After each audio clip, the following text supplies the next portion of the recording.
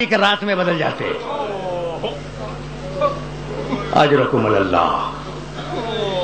یہ جملہ کہا، آرام سے سن لو، کچھ جملے سن لو. یہ جملہ کہا، بی بی اپنے حجرے میں آئی، شکایت کر کے باپ سے اپنے حجرے میں آئی، اور اب بی بی نے اپنے باپ پر گریہ شروع کیا. صبح ہے، بی بی اپنے باپ پہ رو رہی ہے، دوپہر ہے گریہ کر رہی ہے، شام ہے گریہ کر رہی ہے. ایک دن بی بی اپنے مسند سے ٹیک لگائے ہوئے لیٹی تھی، اتنے میں علی آئے. بنت رسول، آپ پر میرا سلام ہو. اور بنت رسول سننا بھائی، مدینے والوں نے آپ کو سلام کہا ہے اور کہا ہے کہ آپ اپنے رونے کے لیے کوئی وقت معین کر لیں، اس لیے کہ آپ کے رونے سے ہمارے کاروبار دنیاوی میں خلل پڑتا ہے. فتنفست السعداء، شہزادی نے ایک ٹھنڈی سانس لی اور کہا ابو الحسن مدینے والوں سے کہہ دیں کہ ان کے رسول کی بیٹی انہیں زیادہ دن پریشان نہیں کرے گی. ابو الحسن کہہ دیں کہ ان کے رسول کی بیٹی انہیں زیادہ دن پریشان نہیں کرے گی. ابو الحسن، یہ پیغام تو تھا مدینے والوں کے لیے، اور آپ سے ایک خواہش یہ ہے کہ آپ میرے لیے جنت البقیع میں ایک حجرہ بنا دیں جس میں میں اپنے بچوں کو لے کر جایا کروں اور اپنے بابا پہ گریا کروں. علی نے اپنے ہاتھوں سے جنت البقیع میں ایک حجرہ بنایا. بی بی کا، جس کا نام بیت الحزن ہے، بی بی کا یہ دستور تھا کہ صبح سویرے اپنے بچوں کو لے کر اس حجرے میں تشریف لے جاتی. حسن، حسین، زینب، ام کلثوم. دوپہر تک بیٹھ کر اپنے بابا پہ گریہ کرتی، دوپہر میں اپنے بچوں کو لے کے آتی، کھانا کھلاتی، حوائج ضروری سے فارغ کرتی، اس کے بعد پھر بچوں کو لے کے جاتی. شام کو پھر واپسی ہوتی. دن گزرے، ہفتے گزرے، مہینے گزر گئے. اب جملہ سننا، ایک دن بی بی اپنے بچوں کے ساتھ گھر میں داخل ہو رہی تھی اور علی گھر سے باہر جا رہے تھے. ایک مرتبہ علی کی نگاہ پڑی شہزادی کے چہرے پر، کہنے لگے کہ بنت رسول، جس دن سے آپ کے بابا کا انتقال ہوا ہے اس دن سے میں نے آپ کے چہرے پر خوشی نہیں دیکھی. یہ آج آپ کے چہرے پر خوشی کے آثار کیسے ہیں؟ بی بی نے ٹھنڈی سانس لی اور کہا ابو الحسن کیا پوچھتے ہو، روتے روتے مجھے نیند آ گئی تھی. میرا بابا میرے خواب میں آیا، اس نے مجھے اپنے سینے سے لگایا، میرے سر پہ ہاتھ پھیرا اور کہا کہ بیٹی تیری مصیبتوں کے دن اب ختم ہو گئے.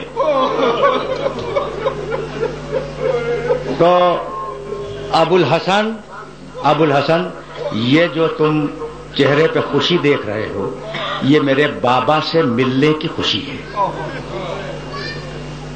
آرام آرام سے کچھ جملے سن لو. میں ظاہر ہے کہ طویل مصائب نہیں پڑھا کرتا، لیکن جب بات آ گئی ہے تو جی چاہتا ہے کہ دو جملے شہزادی کے سلسلے میں عرض کروں اور تم سے اجازت لے لوں. یہ کہہ کر بی بی حجرے میں داخل ہوئی اور یہ کہتی ہوئی داخل ہوئی کہ ابو الحسن، میری خواہش یہ ہے کہ آج آپ میرے پاس بیٹھ جائیں تاکہ میں وصیتیں کر سکوں. علی باہر جا رہے تھے، پلٹ آئے، حجرے میں آئے، کہا ابو الحسن دونوں بچیوں کو کنیز کے حوالے کرتے ہیں تاکہ بچیاں کنیز کے ساتھ چلی جائیں، مجھے آپ سے وصیتیں کرنی ہیں. اور دونوں بیٹوں سے کہیں کہ جائیں نانا کی قبر مطہر کی زیارت کے لیے. بچیاں گئیں کنیز کے پاس، حسن و حسین گئے نانا کی قبر کی زیارت کے لیے. شہزادی نے کہا ابو الحسن دروازے کو بند کر دیں. علی نے دروازہ بند کیا، آ کر شہزادی کے پاس بیٹھ گئے. کہا بنت رسول اپنی وصیتیں بیان کریں. کہا ابو الحسن میری پہلی وصیت تو یہ ہے کہ اگر میری خدمت میں کوئی تقصیر ہو گئی ہو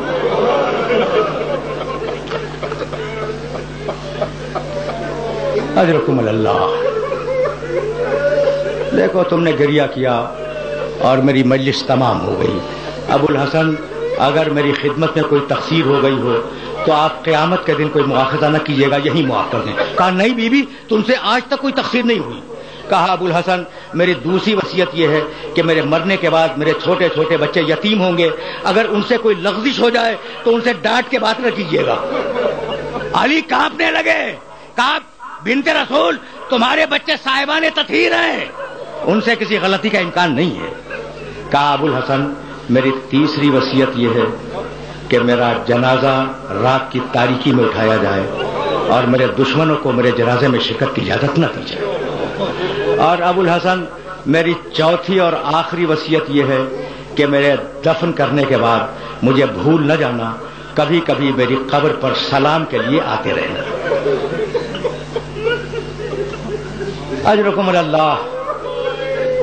صدائیں بلند ہو گئیں اور اب ظاہر ہے کہ میں تقریر کو اپنے مرحلے پہ لے آیا، اب اس سے زیادہ زحمت سماعت نہیں دوں گا۔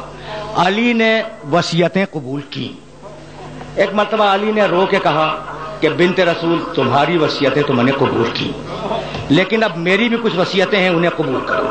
پہلی وصیت تو یہ ہے کہ میں جب تمہیں بیاہ کے لایا تو میں مفلس تھا، تمہاری خدمت کا حق ادا نہ کر سکا، تو اپنے بابا سے میری شکایت نہ کرنا۔ میری دوسری وصیت یہ کہ اپنے بابا کو میرا سلام پہنچا دینا اور انہیں بتلا دینا کہ ان کی امت نے میرے ساتھ کیا کیا۔ اور میری تیسری اور آخری وصیت یہ کہ میں مرنے کے بعد بھی سلام کے لیے آتا رہوں گا، لیکن شرط یہ کہ جب بھی سلام کروں اپنے کانوں سے جواب سلام سنوں۔ بی بی نے وصیتیں قبول کی۔ علی و فاطمہ، راوی بیان کرتا ہے، علی و فاطمہ بیٹھے ہوئے گریا کر رہے تھے کہ اتنے میں زور زور سے دروازہ پیٹنے کی آواز آئی۔ بس آخری جملہ سننا اور مجھے اجازت دینا۔ شہزادی نے کہا ابو الحسن دیکھیں کہ یہ دروازے پہ کون آ گیا۔ علی نے پکار کے پوچھا دروازے کے باہر کون ہے؟ ایک مرتبہ روتے ہوئے بچوں نے آواز دی کہ بابا ہم آئے ہیں۔ ایک مرتبہ علی قریب گئے، دروازہ کھولا، دیکھا کہ حسن حسین دروازے پہ کھڑے ہیں اور رو رہے ہیں۔ کہا بیٹو میں نے تو تمہیں نانا کی قبر کی زیارت کے لیے بھیجا تھا، یہ تم اتنی جلدی کیسے آ گئے؟ تو دونوں بچوں نے رو کے کہا کہ بابا جب ہم نانا کی قبر پہ پہنچے تو ابراہیم خلیل اللہ کی آواز آئی کہ یا رسول اللہ فاطمہ زہرا کے یتیم آ رہے ہیں، تو بابا کیا ہماری اماں دنیا سے گزر گئی؟ اجرکم اللہ، اجرکم اللہ۔ آپ نے گریہ کیا، تقریر تمام ہو گئی، اب آخری جملہ عرض کر رہا ہوں۔ علی و فاطمہ نے وصیتیں کی اور اب علی باہر آئے، علی باہر آئے، مسجد میں بیٹھ گئے۔ شہزادی نے کنیز سے کہا یہ میری تقریر کا آخری جملہ ہے، تم نے گریہ کیا، مجلس تمام ہو گئی۔ اور تم جانتے ہو کہ میں طویل مصائب نہیں پڑھا کرتا، آج میں نے بہت مصائب پڑھ دیے، فقط آخری جملہ سنو اور مجھے اجازت دے دو۔ علی مسجد میں آ کے بیٹھ گئے۔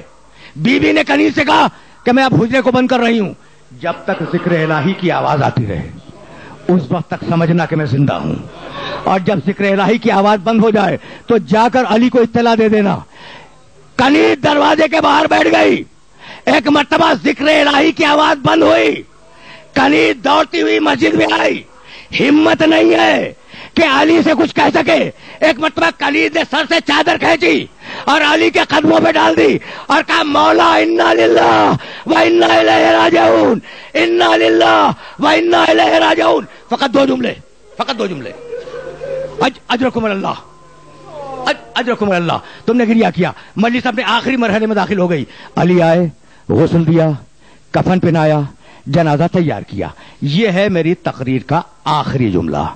جب جنازہ تیار ہو گیا تو ایک مرتبہ آواز دی یا حسن یا حسین یا زینب یا ام کلثوم حلموا الی زیارت امکم۔ تمہیں کچھ معلوم ہے کہ ان بچوں کی عمریں کیا تھیں؟ حسن 7 سال کے تھے، حسین 6 سال کے تھے، شہزادی زینب 4.5 سال کی تھی، شہزادی ام کلثوم 2.5 سال کی تھی۔ آواز دی جنازہ تیار کر کے کہ حسن اپنی ماں کا آخری دیدار کرو، حسین اپنی ماں کا آخری دیدار کرو، زینب ام کلثوم اپنی ماں کا آخری دیدار کرو۔ گھر کی کنیز بیان کرتی ہے کہ 2 بچے دوڑتے ہوئے ماں کے پاس آ گئے، حسن آئے، ام کلثوم آئی، اور 2 بچے دروازے پہ کھڑے رہے، حسین کھڑے رہے، شہزادی زینب کھڑی رہی۔ علی نے آواز دی بچوں تم بھی تو آؤ۔ حسین نے رو کے کہا کہ بابا ہم اس وقت تک نہیں آئیں گے جب تک اماں ویسے نہ بلائے جیسے مریم نے عیسیٰ کو بلایا تھا. بس یہ سننا تھا کہ فاطمہ زہرا کے بندے کفن ٹوٹ گئے. ایک ہاتھ نے حسین کو بلایا, ایک ہاتھ نے زینب کو بلایا. دونوں بچے آ کر ماں کے سینے سے لپٹ گئے. ایک مرتبہ جبریل نے آواز دی کہ یا علی بچوں کو ماں سے الگ کرو ورنہ کائنات میں زلزلہ آ جائے گا. وَسَيَعْلَمُ الَّذِينَ ظَلَمُوا أَيَّ مُنْقَلَبٍ يَنْقَلِبُونَ رَبَّنَا تَقَبَّلْ مِنَّا إِنَّكَ أَنْتَ السَّمِيعُ الْعَلِيمُ.